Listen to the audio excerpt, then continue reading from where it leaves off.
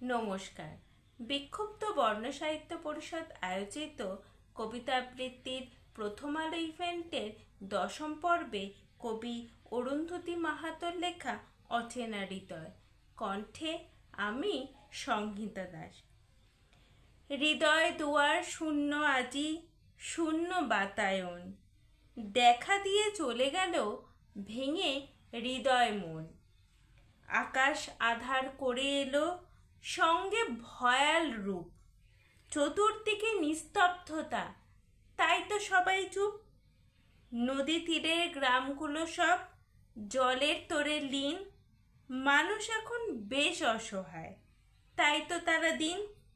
চাষের জমি দেখে চাষির মাথায় পড়ে হাত, কেমন করে কাটবে তাদের, করবে দিনপাত।